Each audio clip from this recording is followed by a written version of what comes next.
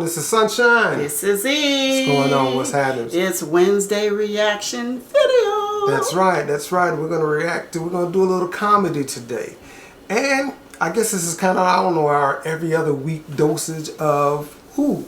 George Carlin. George Carlin. We're gonna do, like I said, we've gotten a lot of requests for him to listen to a lot of stuff, and I love listening to comedy, so we're gonna give him another shot. Not necessarily need one, but let's check it out and see what he has to say. What does he say? What he's gonna be talking about today? Soft talks. Woohoo! Soft talk on soft language. Okay. Let's listen. Let's listen to what he says, and we'll take it from there. Go ahead. Let's get it. I don't like words that hide the truth. I don't like words that conceal reality. I don't like euphemisms or euphemistic language. And American English is loaded with euphemisms because Americans have a lot of trouble dealing with reality. Americans have trouble facing the truth. So they invent a kind of a soft language to protect themselves from it. And it gets worse with every generation. For some reason, it just keeps getting worse. I'll give you an example of that. There's a condition in combat. Most people know about it. It's when a fighting person's nervous system has been stressed to its absolute peak and maximum, can't take any more input. The nervous system has either snapped or is about to snap. In the First World War, that condition was called shell shock. Simple, honest, direct language. 2 syllables, shell shock. Almost sounds like the guns themselves. That was 70 years ago. Then a whole generation went by, and the Second World War came along, and the very same combat condition was called battle fatigue. 4 syllables now. Takes a little longer to say. Doesn't seem to hurt as much. Fatigue is a nicer word than shock. Shell shock. Battle fatigue. Then we had the war in Korea, 1950.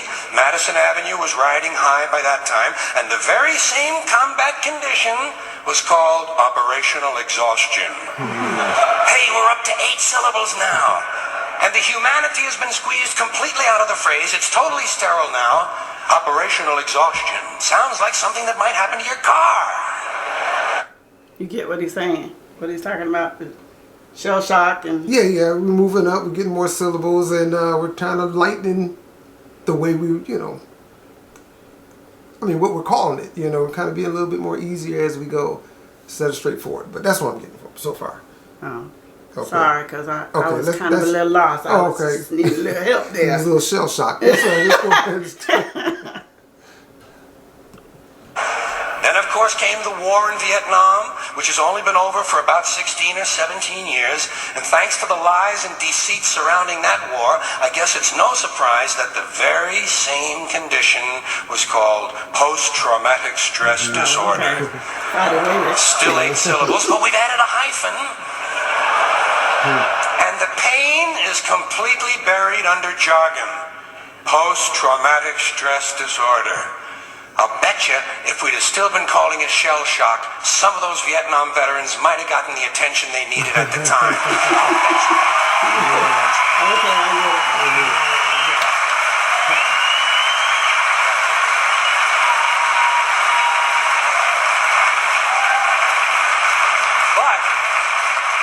But it didn't happen. And one of the reasons is because we were using that soft language. That language that takes the life out of life. And it is a function of time. It does keep getting worse. Give you another example. Sometime during my life, toilet paper became bathroom tissue. I wasn't notified of this. No one asked me if I agreed with it. It just happened. Toilet paper became bathroom tissue. Sneakers became running shoes. False teeth became dental appliances. Medicine became medication. Information became directory assistance. The dump became the landfill. Car crashes became automobile accidents. Partly cloudy became partly sunny. Motels became motor lodges. House trailers became mobile homes. Used cars became previously owned transportation. Room service became guest room dining. And constipation became occasional irregularity. When I was a little kid, if I got sick, they wanted me to go to the hospital and see the doctor. Now they want me to go to a health maintenance organization or a wellness center to consult a healthcare delivery professional. Poor people used to live in slums. Now the economically disadvantaged occupy substandard housing in the inner cities. And they're broke. They're broke. They don't have a negative cash flow position. They're fucking broke. Because a lot of them were fired. You know, fired. Management wanted to curtail redundancies in the human resources area. So many people are no longer viable members of the workforce. Smug, greedy, well-fed white people have invented a language to conceal their sins. It's as simple as that. The CIA doesn't kill anybody anymore. They neutralize people. Or they depopulate the area. The government doesn't lie. It engages in disinformation. The Pentagon actually measures nuclear radiation in something they call sunshine units. Israeli murderers are called commandos. Arab commandos are called terrorists. Contra killers are called freedom fighters. Well, if crime fighters fight crime and firefighters fight fire, what do freedom fighters fight? They never mention that part of it to us, do they? Never mention that part of it.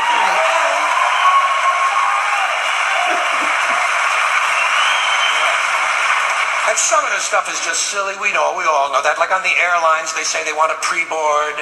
Well, what the hell is pre-board? What does that mean? To get on before you get on? They say they're going to pre-board those passengers in need of special assistance. Cripples! Simple, honest, direct language. There's no shame attached to the word cripple that I can find in any dictionary. No shame attached to it. In fact, it's a word used in Bible translations. Jesus healed the cripples. Doesn't take 7 words to describe that condition. But we don't have any cripples in this country anymore. We have the physically challenged. Is that a grotesque enough evasion for you? How about differently abled? I've heard them called that, differently abled. You can't even call these people handicapped anymore. They'll say, we're not handicapped, we're handy-capable. These poor people have been bullshitted by the system into believing that if you change the name of the condition, somehow you'll change the condition. Right. Well, hey, cousin, doesn't happen. Doesn't happen. We have no more deaf people in this country, hearing impaired. No one's blind anymore, partially sighted or visually impaired. We have no more stupid people. Everybody has a learning disorder. Or he's minimally exceptional. How would you like to be told that about your child? He's minimally exceptional. Oh, thank God for that. Psychologists actually have started calling ugly people those with severe appearance deficits. It's getting so bad that any day now I expect to hear a rape victim referred to as an unwilling sperm recipient.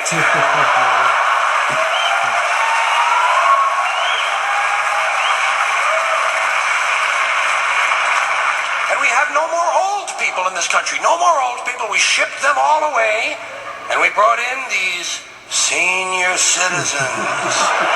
Isn't that a typically American 20th century phrase? Bloodless, lifeless, no pulse in one of them, a senior citizen. But I've accepted that when I've come to terms with it. I know it's here to stay. We'll never get rid of it. That's what they're going to be called, so I'll relax on that. But the one I do resist, the one I keep resisting, is when they look at an old guy and they'll say, look at him, Dan, he's 90 years young. Imagine the fear of aging that reveals. To not even be able to use the word old to describe someone, to have to use an antonym. And fear of aging is natural, it's universal, isn't it? We all have that. No one wants to get old, no one wants to die, but we do. So we bullshit ourselves. I started bullshitting myself when I got to my 40s. As soon as I was in my 40s, I'd look in the mirror and I'd say, well, I guess I'm getting older. Older sounds a little better than old, doesn't it? Sounds like it might even last a little longer. Bullshit, I'm getting old. And it's okay, because thanks to our fear of death in this country, I won't have to die. I'll pass away. Or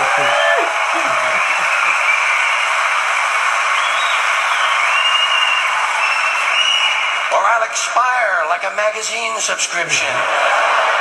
If it happens in the hospital, they'll call it a terminal episode.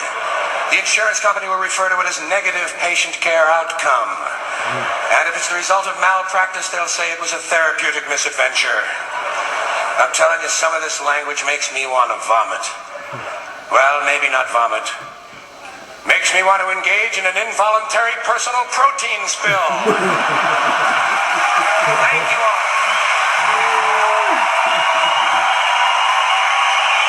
George Carlin, Oh, man, yeah, I tell you. Yeah, that's true. It changed a lot of, you know, Yeah. When sayings. yeah. Like you don't have bathrooms anymore. You have restrooms. Yeah. I mean, even when he's talking about getting older, and you hear all the time, what is 50? The new 40, or the 40 is the new 50. You know, we got Right. also, we don't want to give in to that. Yeah, You know? yeah. But a lot of it just comes down to, especially when you it's just, I guess they just want to make everybody feel great.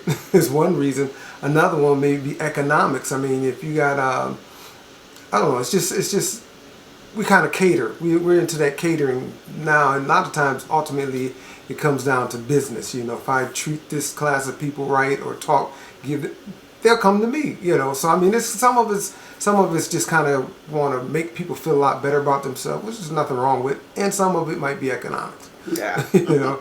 I got a good one. Yeah. Hey, well, you know, we used to have crowds or socializing. So now we have social distances. Yeah, social distancing from social gatherings, you know. So yeah, I know. I mean, you can go on, and you probably have some too. But you know, like I said, Yeah. If you guys think of any, let us know. yeah. But I mean, it's like you say, soft language is going on. It's just it's even going back when if people look back and they say, well, I used to play basketball and football as a little. You know, if you won, you got a trophy. If you didn't, hey, you had to deal with it. Where now, okay, everybody, we're gonna pass out the trophies. Yeah. You know, so I mean, it's that we're kind of gradually getting to more and more of that, and it's, you know, making, I guess, everybody feel a little bit better about themselves. You know, so hopefully that's a positive thing. I don't know, but I think it is. You know, because you, like you said, you want people to feel good about themselves, especially little kids when they're coming up. They feel. I think it's just some of the older people that kind of resist it more because they remember it was real tough and hard when I came up, and they're missing on that toughness. We don't have to sugarcoat everything, and so I think, you know, they were spanking kids a lot more. You know, so I think we're learning more and we're evolving more, and so with that, we change the way we do things. That's what they say. One thing that will never change is change. You know, so. Yeah.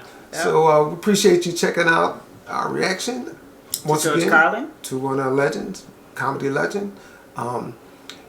And make sure you subscribe, like, hit the notification button, and I think that's it. I mean, like I said, we could probably listen to him every day, all day for the next 5 years because he's been around. Well, not around now, but his comedy has been around for years, and you know, so you can always pick something out to listen to and get a little giggle from this guy. Okay? Yep. All right, so Thanks for listening to Sunshine and Me.